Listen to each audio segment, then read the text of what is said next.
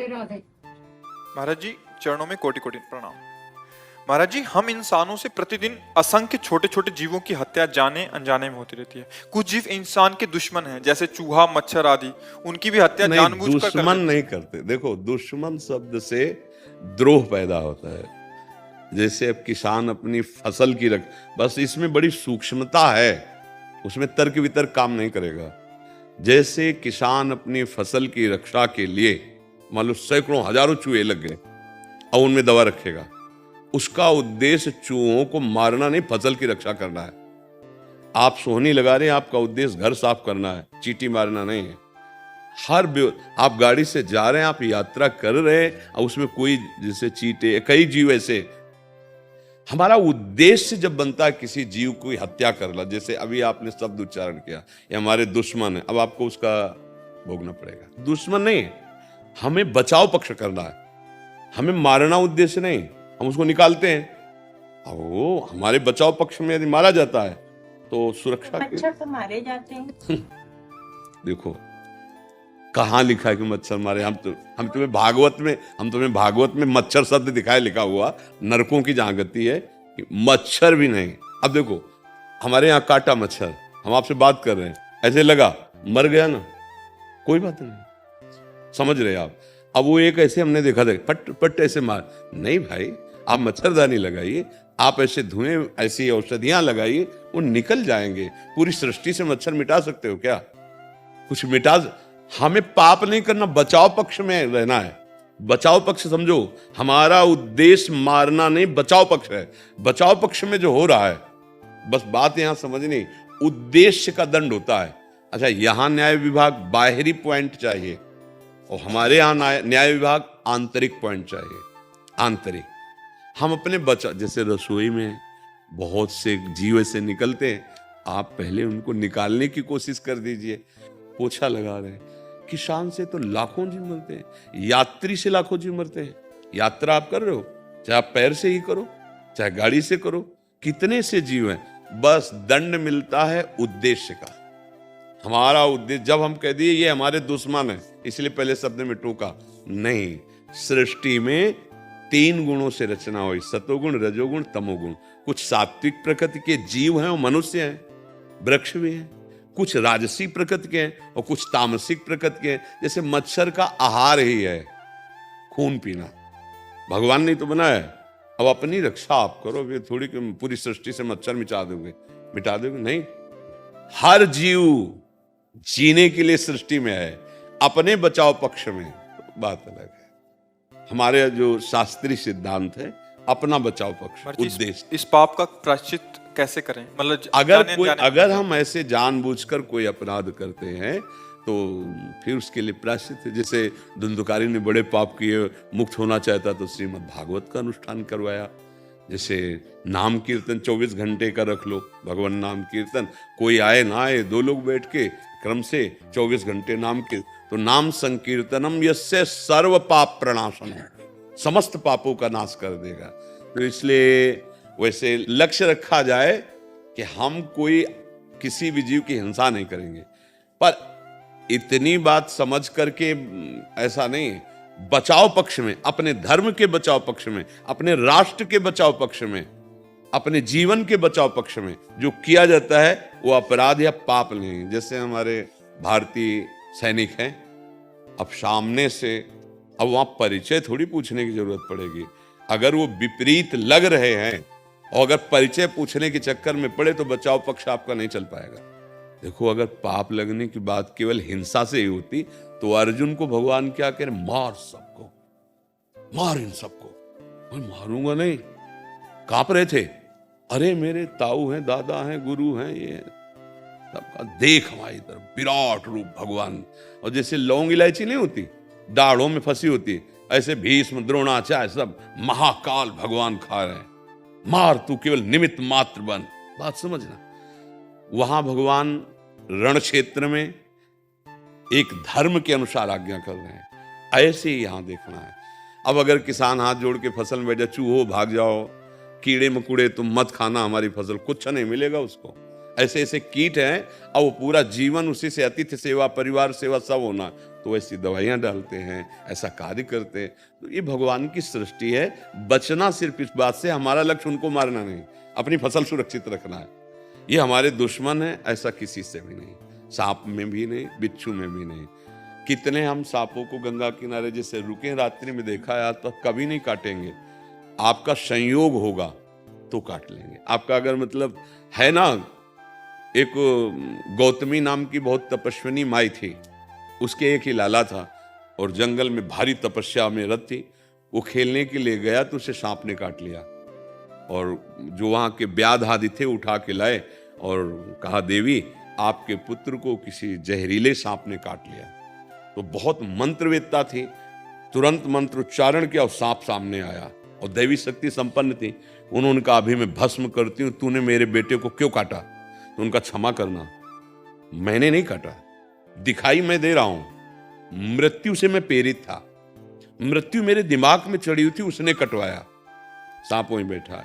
मृत्यु का आकर्षण, ये महाभारत में भगवान श्री कृष्ण द्वैपायन व्यास देव जी के द्वारा रचित है। मृत्यु का आवाहन किया, मृत्यु देव आए, बोले मैं तुम्हें भस्म कर दूंगी, मेरे बेटे को सांप से प्रेरित करके कटवाया। बोले क्षमा कीजिए, मैं काल से प्रेरित था, मेरा कोई दोष नहीं, काल की आज्ञा से मैंने ऐसा किया है, काल को आकर्षित किया। काल ने कहा, बोलने की जरूरत नहीं है, तुम्हारे बेटे के कर्म से मैं प्रेरित था, इसी अवस्था में इसको ये दंड मिलना था कर्म का, इसलिए मेरे से प्रेरित मृत्यु, मृत्यु से प्रेरित सांप, और सांप, समझ रहे ना, को न काहू के सुख दुख कर दाता। जैसे कोई कह देता है ना, हमारे ऊपर कुछ करवा दिया किसी ने, सच्ची मानना, अगर तुम्हारा कर्म तुम्हें दंड देने के लिए उद्यत हो गया है तो तुम्हारे भ्रम आ जाएगा कि भूत चढ़ गया, किसी ने कुछ कर। हम आपको सच्ची कहते हैं, अगर आपका कर्म दंड देने की क्षमता में वाला नहीं है तो चाहे जितना तंत्र मंत्र कोई कर ले, कुछ नहीं होगा आपके ऊपर। हम अपने कर्मों का फल भोगते, हमें भ्रम हो जाता है। वही हम जब दंड मिलना होता है तो जानते हो सबसे पहले क्या होता है? बुद्धि को बदला जाता है। बुरी दशा आने के पहले बुद्धि, तुमको ये तो चक्कर है, बैठ गया, अब चक्कर है, अब जादू टोना झाड़ फूंक और थप्पड़ चल रहे, पिट रहा, कर्मों को भोग नहीं हो रहा है, कर्मों को भोग रहा है, चिमटी से पकड़ के उसको नोच रहे। अब वो उसकी बुद्धि काम नहीं कर, सोच रहा है ऐसे हम ठीक हो जाएंगे, उसका कर्म, और जहां कर्म भोग ठीक हुआ, सच्ची कहते हैं, अपने आप वो फ्रेश हो जाएगा। कर्म भोगों का सारा खेल है। हम जानबूझकर किसी जीव की हत्या का भाव न रखें, स्वाभाविक अपनी सुरक्षा, अपनी वस्तु की सुरक्षा, वो अलग बात है। अगर हम जानबूझ के, जैसे पहला शब्द निकला दुश्मन, फिर वो गलत हो जाएगा। ऐसा जी। विजय कुमार शर्मा जी, आदरणीय गुरु जी, आपके चरणों में कोटि कोटि प्रणाम। महाराज जी, मैं इंडियन नेवी से रिटायर हूँ। मैं कभी यंत्र के चक्कर में, कभी तंत्र, कभी मंत्र, कभी अपने चक्रास, और कभी ऐसा इन्होंने लिखा और भी कुछ लिखा है। अब राधे राधे, मैं बहुत कंफ्यूज हूँ, क्या करूँ और क्या ना करूँ, प्लीज मुझे मेरी राह दिखाइए। अगर आप आध्यात्मिक शब्दों को समझे तो सीधे अभी खत्म हो जाएगा सब आपका संशय। स्थूल शरीर, सूक्ष्म शरीर, कारण शरीर, तीनों माया शरीर है। तीनों का त्याग कर अपने स्वरूप में स्थित हुआ जाता है। अब इसी में सर्च करने में लगोगे क्या? स्थूल का सर्च डॉक्टर कर रहे हैं, समझ रहे हो? और बहुत सूक्ष्म शरीर का योग में है। स्वभाव का परिवर्तन करके, सूक्ष्म शरीर को भगवदाकार करके, स्थूल शरीर के कर्मों से निष्काम होकर अपने स्वरूप में स्थित हो जाओ। ये होगा भजन से। ये सब जिसे कुंडलनी, जागरण, चक्र, वेदन, सब नाम से हो जाएगा। सब नाम जब से, भटको मत, समय नहीं रह गया है। 3 शरीरों का बाध किए बिना भगवत प्राप्ति नहीं होती। अब इसी में सब लगे हैं। स्थूल शरीर आप देख रहे हैं, 5 भौतिक। सूक्ष्म शरीर, अंतःकरण, मन, बुद्धि, चित्त, अहंकार, 5 ज्ञानेंद्रियां, ये सब स्वभाव त्रिगुण माया के द्वारा रचा हुआ। कभी तामसिक स्वभाव, कभी राजसिक स्वभाव, कभी सात्विक स्वभाव। आपको बिना गुणातीत हुए भगवत प्राप्ति थोड़ी हो जाएगी। तो हमको ना मतलब रखना है स्वभाव से, ना स्थूल शरीर से और ना सूक्ष्म शरीर से। एक ऐसे लाइन खींच देनी है। अभी क्या लाइन नहीं खींचे, अभी मैं ही हूं। यहीं से देख लो, ढांचे से देख लो, मैं हूं, और अंदर कहते जरूर है कि मेरा मन, लेकिन मैं ही मन हूं, ऐसा चल रहा है। आज तो मेरा मन करे खाऊंगा, भाई आज तो मैं खाऊंगा, आ गए ना,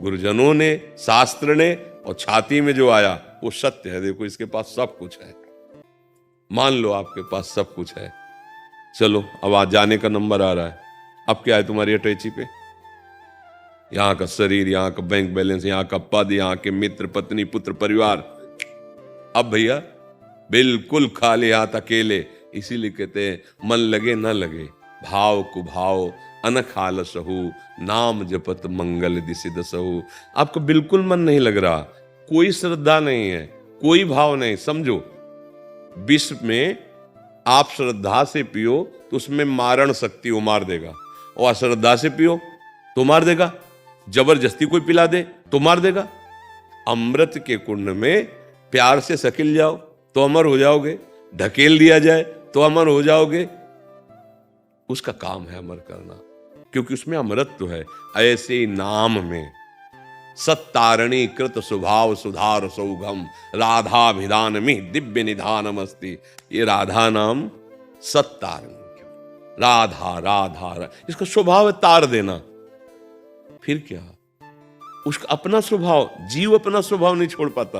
कालिया ने जब भगवान ने मर्दन किया ना, तो भगवान से प्रार्थना करता है कि क्षमा करना जगत गुरु, पहले तो मुझे पता नहीं था कि आप हो।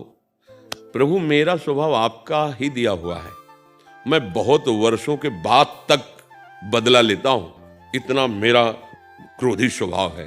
तो मैंने जो किया वो अपने स्वभाववश किया, पर नाथ आप हमसे क्रुद्ध मत होइएगा, अपराध मत मानिएगा, क्योंकि मेरा स्वभाव। एक सांप अपने स्वभाव की बात कर रहा है, मैं नहीं छोड़ पाऊंगा, तो भगवान का स्वभाव, फिर हमारी लाडली जी का स्वभाव, वो कैसे छोड़ सकते? जीव अपना स्वभाव नहीं छोड़ सकता, तो ईश अपना स्वभाव छोड़ देगा क्या? सोचो, छोटी छोटी वस्तुएं अपना प्रभाव दिखा के रहती है, तो प्रभु अपना प्रभाव नहीं दिखाएंगे? हमें विश्वास करना है। और एक गूढ़ बात कई बार बताते हैं, जैसे आपका क्या नाम है? सचिन शर्मा। है सचिन शर्मा। सचिन। अब हम कहीं खड़े होके और आप कहीं दूर, सचिन, तो आपकी दृष्टि आ जाएगी ना, कौन कौन पुकार रहा है। अच्छा, आप अल्पज्ञ हो, एक सीमित दृष्टि वाले हो, सर्वत्र नहीं हो, लेकिन राधा वो सर्वज्ञ है, वो सर्वत्र है। क्या वो आपकी तरफ नहीं देखी? ये अंदर की बात, ये यथामाम प्रपद्यन्ते, वो देखा ना, आप नहीं देख पा रहे हो क्योंकि तुम और कुछ देखना चाहते हो, अभी कुछ और चाहे हैं। जिस दिन मिट जाएंगे उस दिन देख लेना। एक बार राधा कहा, श्री जी की दृष्टि आपकी तरफ गई, एक बार कृष्ण कहा, कृष्ण ने देखा, अब बार बार कृष्ण कहो तो तुम्हारे अंदर की वासनाएं, पाप नष्ट हो जाए, तो तुम्हें दिखाई देगा कि कहीं दूर नहीं, आसपास, अंदर बाहर मेरे प्यारे ही प्यारे हैं।